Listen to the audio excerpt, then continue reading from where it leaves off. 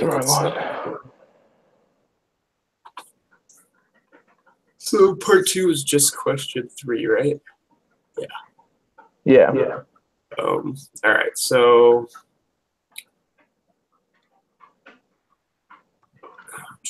okay, so let's start this deal. So Yeah. I'm good with that. I'm just pulling up that Excel thing real fast. okay, yeah, I can wait. It's a big deal. Okay. All right. So question 3 says to state the null hypothesis and the alternative hypothesis. The null hypothesis I said was the party affiliation, and if it's for or against Proposition 8 is independent of each other. Then the alternative hypothesis I had was party affiliation, and if it's in favor or against Proposition 8 is not independent of each other. Okay, perfect. So then number 2, what are the requirements of this test? That the expected cell counts are bigger than 5. Yeah. Okay. And then it asked if the requirements are met. I just said yes. And then it asked us to calculate the chi-square statistic. I got 33.957. That's what I got as well. The answer key rounded it to 0.96, but I think it's fine either way. 1 degree of then freedom. Determining the degree. Yep. And then the p-value was 0. Yeah. Reject the null hypothesis. Yep. And then I just said there's sufficient evidence to show that party affiliation, I said patry, not party. Oops. Party affiliation and voter views on Proposition 8 are not independent. Okay, perfect. Cool. Cool beans. All right, let's get this group one going.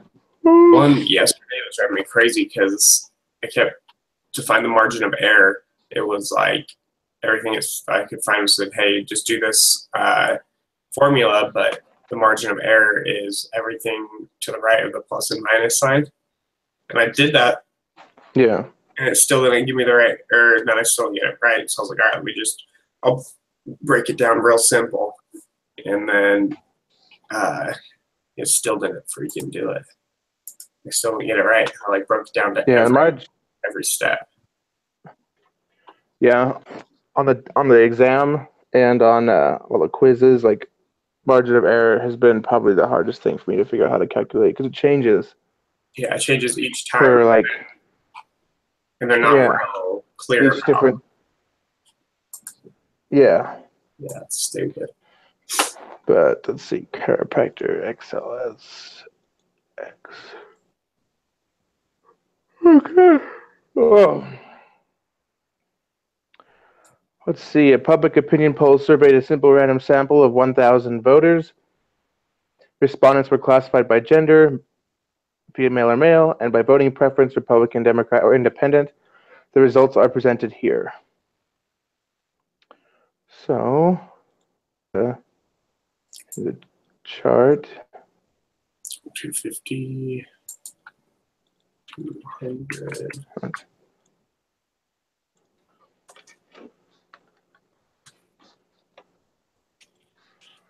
Okay,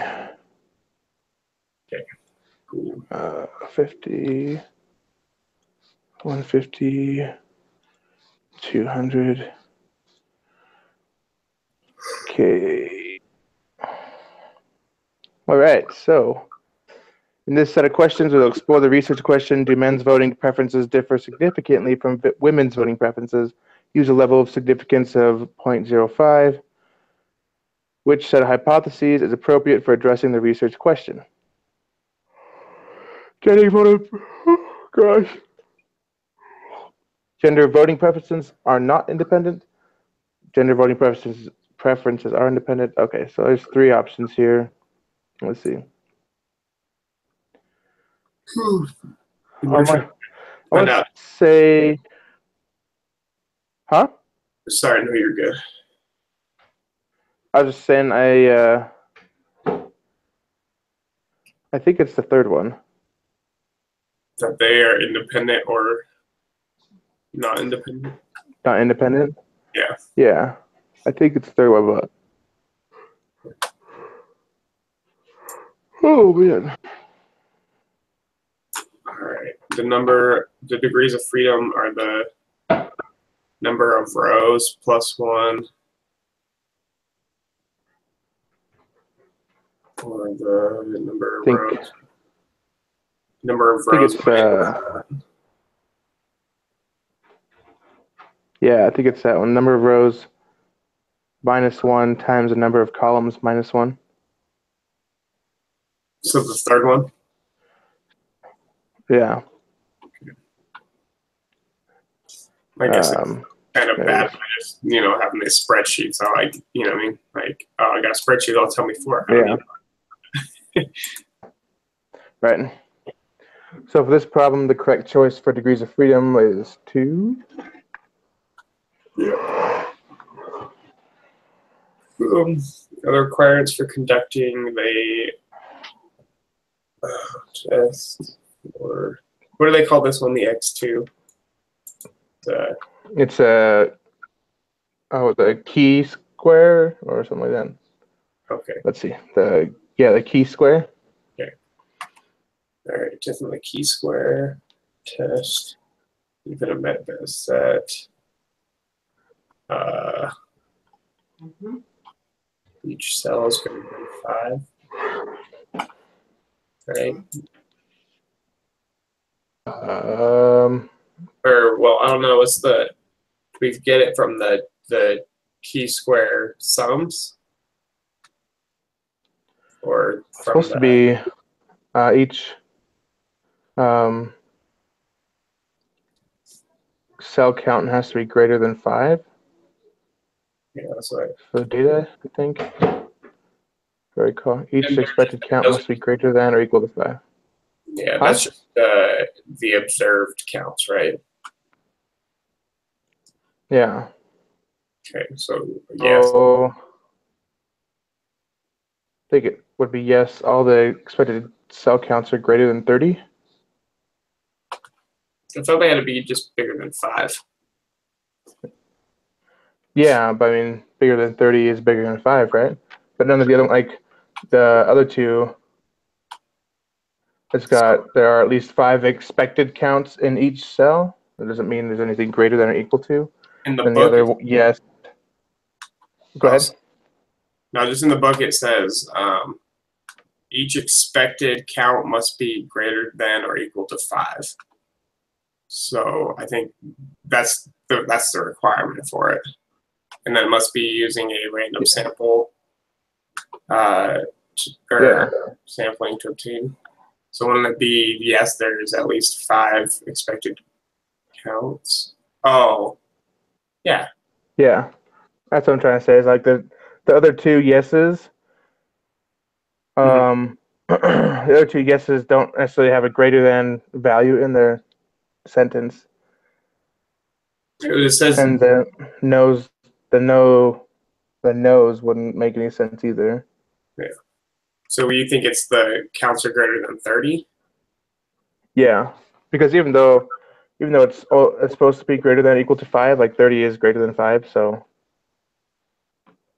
I think like if it's greater than 30, it's definitely greater than 5.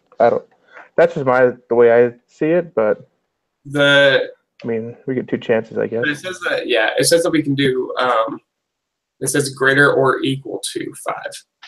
So if there are at least 5 counts in each cell, then that would fit the requirement. Because it can be equal to 5 or greater than 5. So if they're all at least 5 in the cell counts, or expected counts in each cell, then that would make it. Okay. We'll go with that one, and if we're wrong, then that's okay. But yeah, I see where you're coming from now. It's just the wording kind of got me off. No, that's all right. But I see where you're coming from. What is the value of the chi-square test statistic for this problem? Round 3 decimals. I got 16.204. Me too. Okay. And what is the p-value? I got round 3 decimals. So I got 0.000.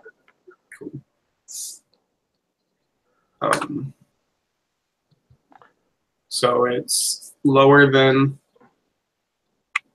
So we reject the null. Yeah, we reject the null, so it means we would have sufficient evidence to suggest that gender and voting preferences are not independent. Yeah. Great, because that's what we said. Yeah. Yep. Cool. Okay, so.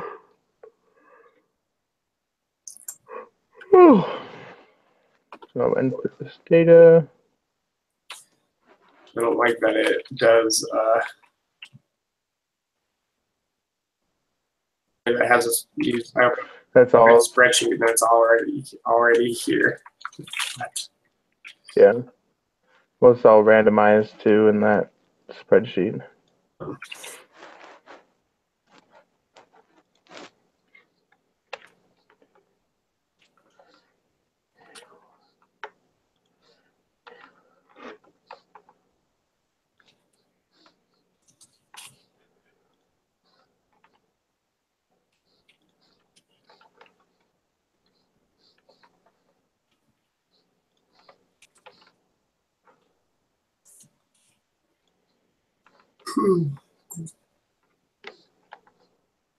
Perfect.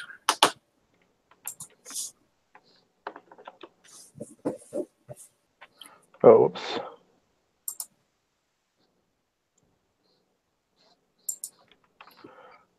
Got the wrong 64. Two.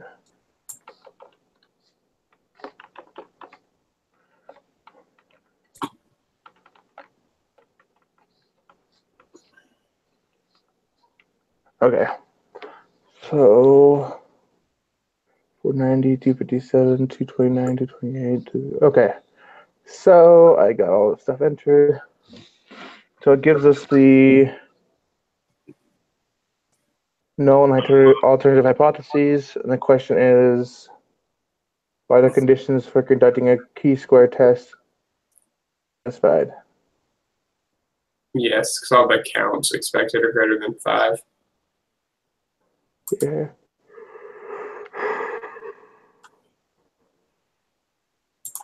Degrees of freedom are 8.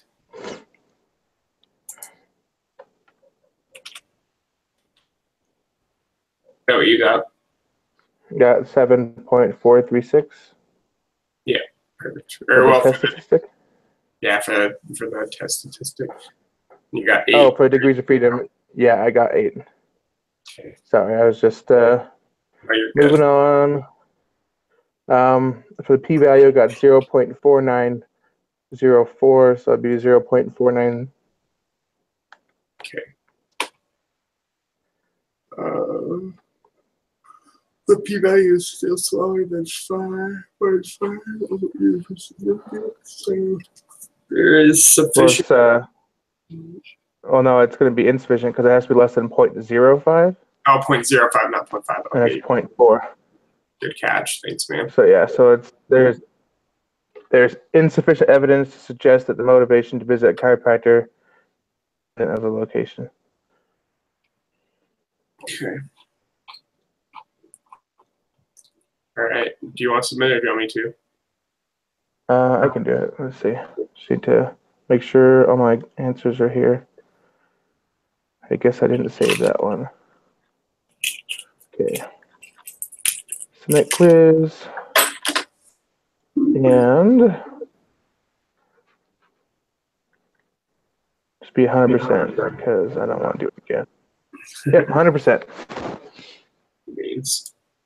Hot diggity dog. And then when we go off the recording, we talk a little bit more about the project. study. Yeah. Yeah.